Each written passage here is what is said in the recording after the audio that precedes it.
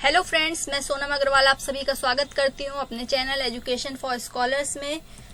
आइए फ्रेंड्स, अब हम लोग पढ़ेंगे हिंदी के बेसिक्स। फ्रेंड्स, वीडियो स्टार्ट करने से पहले मेरी आप सबसे रिक्वेस्ट है कि प्लीज मेरे चैनल को लाइक, कमेंट और सब्सक्राइब करना ना भूलें और इसे ज्यादा से ज्यादा शेयर कीजिए ताकि ये वीडियो सभी के पास पहुंचे और सभी को इसका फायदा हो। आइए फ्रेंड्स, हम लोग स्टार्ट करते हैं। आज हम लोग पढ़ेंगे वर्ण, वर्णमाला और उसकी परिभाषा। ठीक है, आज हम लोग वर्ण पढ़ते हैं क्या है। सबसे पहले हम लोग देख लेते हैं वर्ण क्या है। वर्ण उस मूल ध्वनि को कहते हैं जिसके खंड या टुकड़े नहीं किए जा सकते, जैसे अ, ई, क, ख इत्यादि। वर्ण भाषा की सबसे छोटी इकाई है और इसके और खंड नहीं किए जा सकते। वर्ण के मौखिक रूप को ध्वनि और लिखित रूप को अक्षर कहते हैं। मान लीजिए फ्रेंड्स, एग्जाम में आप सबसे पूछ ले ऑब्जेक्टिव क्वेश्चन में कि वर्ण के मौखिक रूप को क्या कहते हैं। मान लीजिए ABCD करके ऑप्शंस दिए रहे, तो आपको पता होना चाहिए कि वर्ण के मौखिक रूप को हम लोग क्या कहते हैं। ठीक है, तो आज हम लोग जान लेते हैं कि वर्ण के मौखिक रूप को हम लोग ध्वनि कहते हैं और लिखित रूप को अक्षर कहते हैं।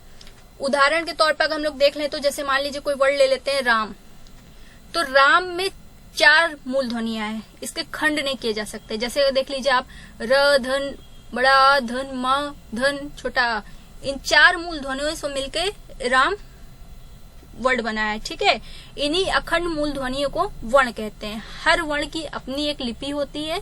हिंदी में 52 वर्ण होते हैं। अब आइए फ्रेंड्स, हम लोग देख लेते हैं वर्णमाला किसे कहते हैं। ठीक है, वर्णमाला वर्णों के समूह को हम लोग वर्णमाला कहते हैं। आइए फ्रेंड्स, हम लोग आगे बढ़ते हैं। फ्रेंड्स, अगर मेरा वीडियो पसंद आए तो प्लीज इसे शेयर करना ना भूलिए, जिससे कि सभी को ज्यादा से ज्यादा फायदा हो सके। ठीक है, आइए फ्रेंड्स, अब हम लोग देखते हैं वर्ण के भेद। वर्ण के कितने भेद होते हैं? हिंदी भाषा में वर्ण 2 प्रकार के होते हैं। पहला होता है स्वर और दूसरा होता है व्यंजन। आइए अब हम लोग स्वर देख लेते हैं। स्वर की परिभाषा देख लेते हैं क्या है। वह वर्ण जिनके उच्चारण के लिए कोई अन्य वर्ण की सहायता की जरूरत नहीं पड़ती है, उसे स्वर कहते हैं। यानी जिसके उच्चारण के लिए हमें किसी अन्य वर्ण की सहायता ना लेनी पड़े या उसकी सहायता की आवश्यकता नहीं पड़ती, उसे हम लोग स्वर कहते हैं। जैसे अ, ई, उ, ए इत्यादि, ये सभी जो है हमारे स्वर होते हैं।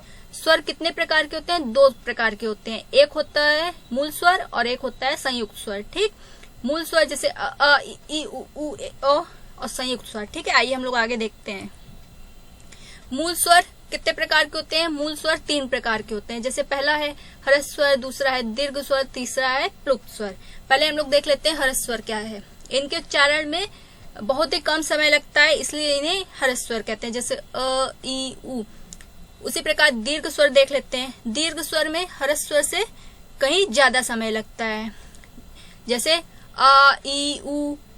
इसमें ये सब जो है अक्षर में जो है क्या होता है, वर्ण में ज्यादा समय लगता है।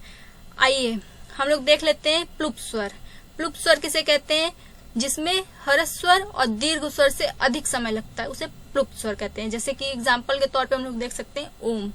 अब हम लोग देख लेते हैं संयुक्त स्वर। संयुक्त स्वर क्या है? जो 2 या 2 से अधिक स्वरों से मिलकर बना होता है, उसे हम लोग क्या कहते हैं? संयुक्त स्वर। जैसे हम देख सकते हैं ए, तो ए जो है अ, धन, ए, इन 2 स्वरों से मिलकर बना हुआ है, इसलिए इसे संयुक्त स्वर बोलते हैं। ओ, अ, धन, ओ। ठीक है फ्रेंड्स, आइए हम लोग देखते हैं आगे। अब देख लेते हैं व्यंजन। व्यंजन क्या होता है, इसकी परिभाषा देख लेते हैं। जिन वर्णों के उच्चारण में स्वरों की सहायता ली जाती है, उसे व्यंजन कहा जाता है। जितने भी व्यंजन वर्ण होते हैं, उनका उच्चारण बिना स्वर के संभव नहीं है। यानी फ्रेंड्स, हमें व्यंजन में जो है व्यंजन को उच्चारण हम बिना स्वर के नहीं कर सकते। इसके उच्चारण के लिए हमें स्वरों की सहायता लेनी ही पड़ती है। बिना स्वर के ये संभव नहीं है। जैसे क, ख, ग, च, द, म, भ, त, ध आदि, ये सब। ठीक है, फिर है व्यंजन के प्रकार। व्यंजन कितने प्रकार के होते हैं? व्यंजन समानता 3 प्रकार के होते हैं। पहला है स्पर्श व्यंजन। क से म तक के जो वर्ण होते हैं उन्हें हम स्पर्श व्यंजन कहते हैं। यानी क वर्ग से लेके प वर्ग तक जो भी वर्ण होते हैं उन्हें हम स्पर्श व्यंजन कहते हैं। जैसे इसमें मूलतः 25 वर्ण आते हैं। ठीक है, और इसमें क वर्ग से प वर्ग यानी कि क से म तक 25 वर्ण, इसे स्पर्श व्यंजन कहते हैं। आइए देख लेते हैं। स्पर्श व्यंजन 5 वर्गों के अंतर्गत विभाजित होता है। जैसे मैंने आपको बताया ही, क से प वर्ग तक। क वर्ग में जैसे क, ख, ग, घ, अंग। च वर्ग में च, छ, ज, ज, इय। ट वर्ग में ट ठ ड ड ण, ता वर्ग में त थ द द न, प वर्ग में प फ ब भ म। आइए आगे बढ़ते हैं। अब हम लोग देख लेते हैं अंतस्थ व्यंजन। पहला क्या था? स्पर्श व्यंजन। अब क्या है दूसरा? अंतस्थ व्यंजन। अंतस्थ व्यंजन अर्धस्वर व्यंजन भी कहलाते हैं। इसको अर्धस्वर व्यंजन भी कहते हैं। इनका उच्चारण जीभ, तालु, दांत, होठ के परस्पर हटाने से होता है, लेकिन पूरी तरह से स्पर्श नहीं होता है। ये जो है मुख्यतः 4 प्रकार के होते हैं, मूलतः 4 होते हैं अंतस्थ व्यंजन, य, र, ल, व। ठीक है। अब है तीसरा है ऊष्म व्यंजन। ऊष्म व्यंजन का उच्चारण मुंह से गर्म सांस लेने से निकलता है। 4 व्यंजनों को ऊष्म व्यंजन कहते हैं। ये भी 4 होते हैं, स, स, स, ह। ठीक। आइए अब देखते हैं संयुक्त व्यंजन। संयुक्त व्यंजन क्या होता है? जो 2 या 2 से अधिक वर्णों को जोड़कर बनाया जाता है, उसे हम लोग संयुक्त व्यंजन कहते हैं। ठीक है। ये भी मतलब कई वर्णों को जोड़कर बनाया जाता है। जैसे छ, ये भी क्या है? कैसे बना है? क, धन, श, धन, अ। इन सभी वर्णों को जोड़कर बनाया गया है छ। त्रा कैसे? त, धन, र, धन, अ। ज्ञा कैसे? ज, धन, इया, धन, आ। श्रा कैसे? स, धन, र, धन, आ। फ्रेंड्स, इन सभी को ध्यान में रखिएगा। एग्जाम में अक्सर पूछ लिए जाते हैं कि छा किन वर्णों से मिलकर बना है, त्रा किन से बना है, ज्ञा किससे बना है, श्रा। तो इसको ध्यान में रखिएगा। ठीक है।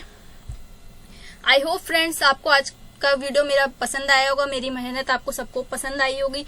प्लीज फ्रेंड्स इसे शेयर करना ना भूलें। ज्यादा से ज्यादा इसे शेयर कीजिएगा और कैसा लगा मेरा वीडियो बिल्कुल बताइएगा। Thank you friends.